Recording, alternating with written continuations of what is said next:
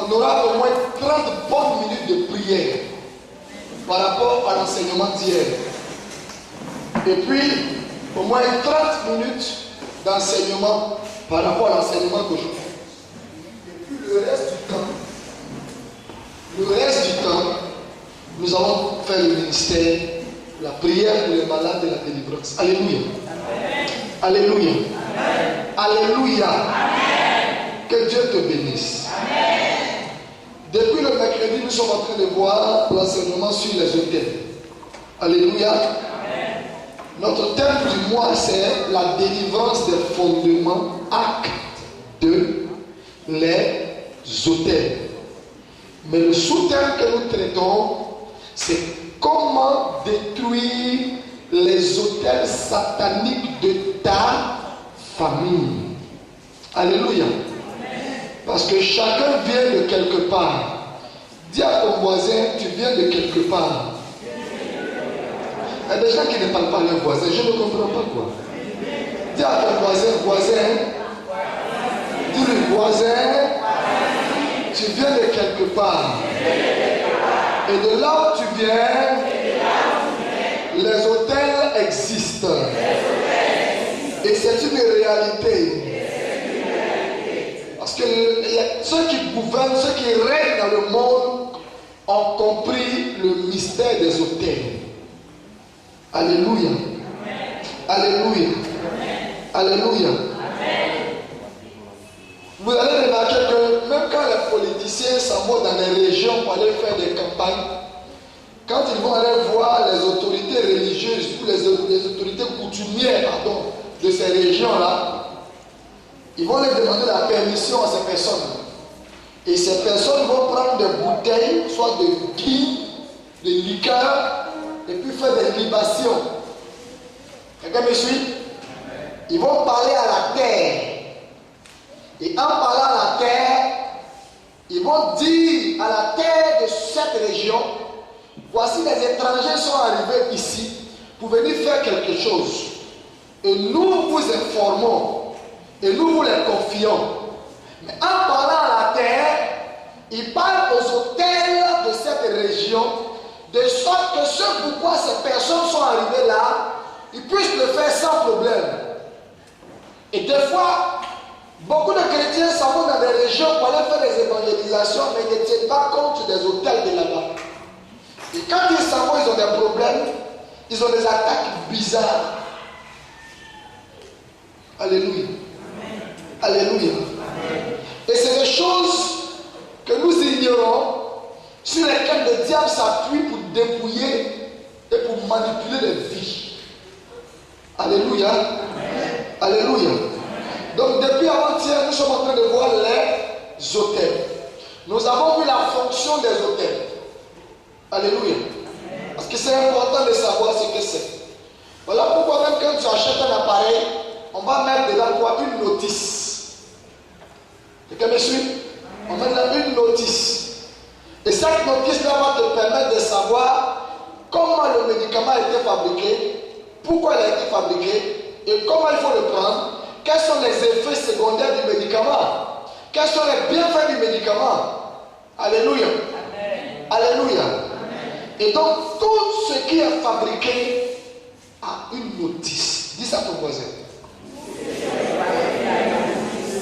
Alléluia. Donc, nous avons vu la fonction de l'autel. Entre autres, nous avons dit qu'un autel est un lieu d'adoration. Alléluia. Alléluia. Peu importe le lieu d'adoration. Ça peut être un lieu d'adoration pour le monde des ténèbres, pour le compte du monde des ténèbres. Ça peut être un lieu d'adoration pour le compte de la maison de Dieu, le compte du monde spirituel, mais dans le royaume de Dieu. Donc dans les fonctions, on a dit que c'est un lieu de contact avec le monde spirituel. Donc quelqu'un qui est en contact avec l'autel se retrouve en contact avec le monde spirituel.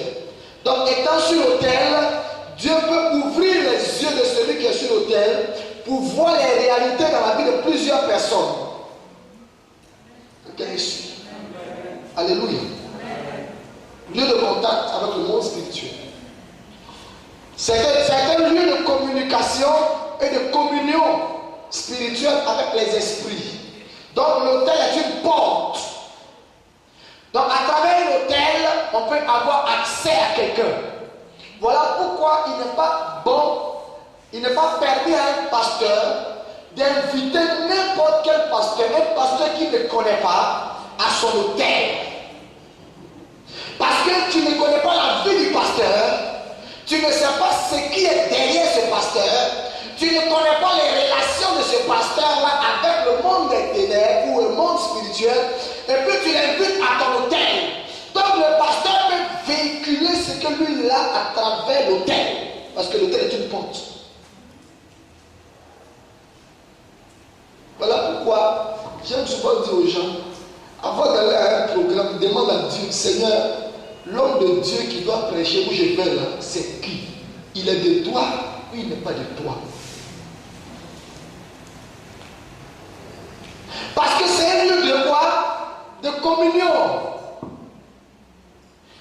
Et dans la fonction de l'autel aussi, on a dit que c'est un lieu d'échange avec le monde spirituel. Donc je peux être sur l'autel, et si je ne suis pas de Dieu, je peux échanger des bénédictions. Je peux récupérer des bénédictions dans la vie de quelqu'un. Voilà pourquoi tous ceux qui vont chez les marabouts, très souvent, avec une situation, ressortent de là-bas avec la photocopie de la situation avec laquelle ils sont partis. Ils laissent l'original là-bas, et puis ils sortent avec la photocopie. Et puis ils sont surpris de voir que la vie n'avance pas. Mais le marabout, ce n'est pas lui qui t'a créé. Il travaille pour quelqu'un.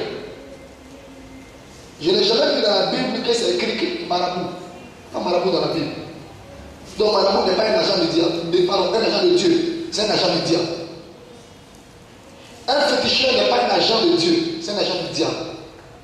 Donc si tu vas chez un marabout, si tu allais chez un marabout ne serait-ce qu'une seule fois, c'est le même système comme quelqu'un qui allait dans un cyber et qui a créé sa boîte mail. Ou bien quelqu'un qui a une adresse Facebook, sur Facebook. Dès l'instant que tu as une adresse sur Facebook, qu'est-ce qui se passe? Ça veut dire que tous ceux qui sont en contact avec toi sur Facebook peuvent être en contact avec toi, en contact avec tous ceux aussi qui sont en contact avec toi. Donc si par exemple, moi sur le Facebook, je suis en contact avec par exemple Fousseni, ça veut dire que Fousseni, tous ceux qui sont en contact avec Fousseni peuvent être en contact avec moi. C'est quelqu'un ici. Donc si le fils, si je prends ça comme ça, bien maintenant je ramène ça sur le plan spirituel. Donc si tous ceux qui sont, si je suis en contact avec Fousseni et que je fais des choses avec Fousseni, que Fousseni a des contacts avec le monde des ténèbres, c'est-à-dire que tous les esprits dans le monde des ténèbres qui sont en contact avec Fousseni, du fait que moi je suis en contact ou je sois en contact avec Fousseni, ces esprits sont en contact avec moi. Je peux expliquer ça d'une manière encore. La Bible dit que quand une personne se lie à une femme, ils deviennent une seule chair. Vrai ou faux? Vrai ou faux? Jusqu'à preuve du contraire, quelle est la manière la plus appropriée pour contracter le sida? Répondez-moi. Relation sexuelle. Donc, ça veut dire que le sexe est une porte. On est d'accord?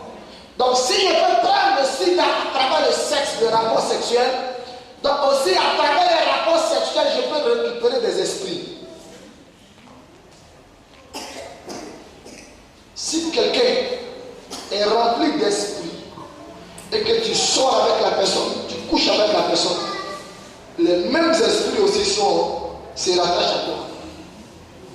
Voilà pourquoi il y a des personnes, vous avez remarqué, quand ils veulent avoir une puissance ou un pouvoir dans un domaine précis, ils cherchent à avoir des rapports sexuels avec certaines personnes. Parce que le féticheur leur a dit ça. Si tu veux être positionné, il faut avoir un rapport sexuel la même tête. La dernière fois, j'ai regardé un film sur, je ne sais pas si c'était sur la 1 ou la 2, ou c'est sur la 1 ou la 2, je sais plus. La 1, où ce jeune homme-là, il a demandé à l'une de ses copines, il dit, il faut que je défecte sur toi. C'est les gens qui l'entendent, moi j'entendais, mais il n'a jamais vu. Il dit, il faut que je défecte sur toi. Et elle a dit à ça, elle a dit, mais toi aussi, elle défecte sur moi. On a des rapports sexuels, normalement, c'est quel fantasme ça encore. Elle va dire à sa camarade dit, ma copine, ça te fait quoi? Il défecte sur toi. Tu te laves, tu prends ton argent, tu es parti. Qui c'est qui l'a défecté sur toi?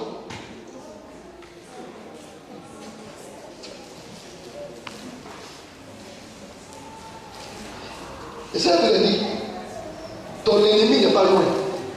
Faites attention à ceux qui vous donnent des conseils. Et il y a beaucoup de personnes aujourd'hui, leurs vies sont mélangées à cause de mauvais conseillers. Et cette jeune fille-là, elle est partie effectivement avec son copain. Ils ont fini de faire tout ce qu'ils devaient faire. Et puis maintenant, elle s'est couchée sur le ventre. Et puis le monsieur s'est accroupi sur elle, il a commencé à déféquer sur son dos. Quand il a fini de déféquer sur son dos, elle s'est levée, elle s'est lavée proprement. Elle a mis son parfum. Il lui a donné un paquet d'argent. Puis elle est sortie. Elle est partie. Elle arrive chez elle à la maison, elle s'est dit sa maman, ça. Elle dit, tu sens mauvais ma fille. Elle dit, comment ça? Qu'est-ce qui s'est passé? Elle dit, mais maman, je sens comment tu dis que je sens? Quand je sortais, quand je venais, les gens m'ont dit que je sentais mauvais. Donc c'est vrai alors. La fille dit, bon, ça m'a débattu la vie. Elle rentre dans la douche et elle se lave et elle se retourne, elle voit dans le miroir sur son dos les selles que le monsieur avait déposé sur elle, qu'elle a lavé physiquement, c'était là encore.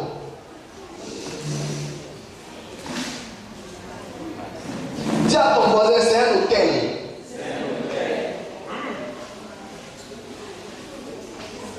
Quelqu'un me suit? C'est un hôtel. Elle est tombée là.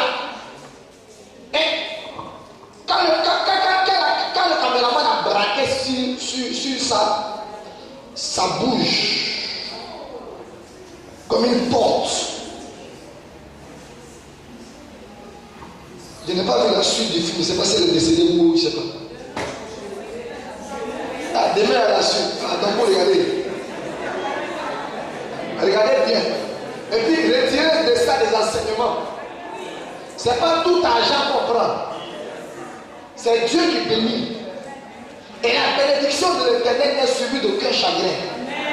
Quelqu'un peut venir comme ça, comme tu regardes la personne. Et puis la personne insiste, elle veut sortir avec toi. Elle dit, si tu acceptes de sortir avec moi, je te donne 10 millions. Attends, je ne suis pas la plus belle fille du monde. Mais laquelle a fait de sortir avec moi pour me donner 10 millions? C'est qu'il y a quelque chose en moi que le monsieur a vu. Il veut récupérer. Et les 10 millions qu'il va te donner pour sortir avec toi, ce qu'il va lui va avoir, ça fait 10 milliards. Et les 10 millions que tu vas prendre là ne pourront même pas te soigner. Tu auras vendu ta destinée. Tu auras vendu ton étoile. Et il y a plein de jeunes filles aujourd'hui comme ça qui se réjouissent. Elles sont dans les voitures. Elles disent j'ai réussi. Alors qu'elles ne savent pas que quelqu'un a récupéré leur gloire. Dis à ton voisin, ça ne sera pas ton cas. Alléluia. Donc l'autel est un lieu d'échange. Voilà pourquoi ne vous laissez pas imposer la même à n'importe qui facilement. Vous ne savez pas, il est quitté où? Alléluia. Alléluia. Vous ne savez pas, il est quitté où? Voilà pourquoi je préfère vous enseigner et puis vous donner les livres pour que les livres là vous permettent vous-même de lire et de prier à la maison. c'est toi-même. Le meilleur prophète de ta vie, c'est toi-même. C'est toi-même qui sais ce que tu vis. Donc c'est pas que le Seigneur change ma situation. Et puis c'est toi-même qui veut prophétiser sur toi. La prophétie ne vient que pour confirmer ce que Dieu a déjà dit sur ta vie. Mais c'est des choses d'amélioration. Non, je dis, ah mon frère, tu l'as dit sur ma vie. Tu n'as pas besoin de ça. Le prophète vient et puis il confirme ce que Dieu a déjà dit. La dernière fois quand le bûche est venu ici, les paroles qu'il a dit, ce n'est pas des confirmations. Non, dites-moi, ce n'est pas des confirmations. C'est ça, c'est comme ça on reconnaît un prophète. Confirme quelque chose que Dieu t'a déjà dit ou Dieu t'a déjà montré. Et parce que tu doutais, donc Dieu amène quelqu'un pour confirmer. Il dit, c'est moi qui suis dedans. Voilà.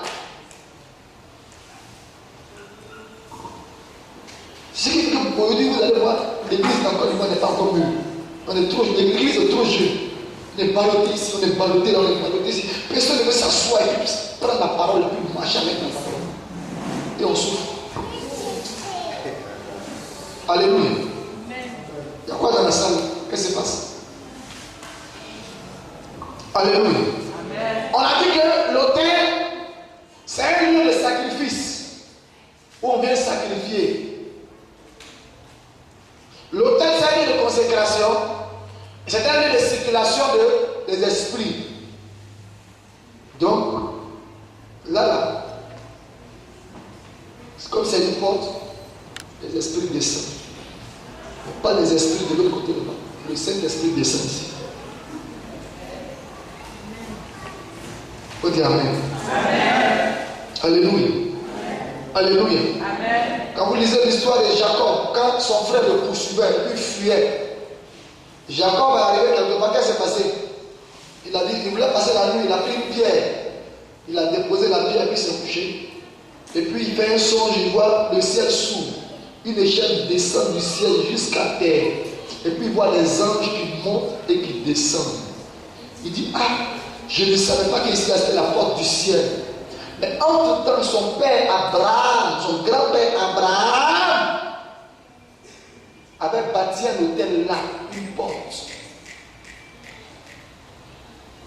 Et vous allez remarquer toujours, si jamais dans votre famille, quelqu'un a bâti un hôtel satanique, l'hôtel satanique va s'arranger à ce qu'un membre de la famille arrive là-bas.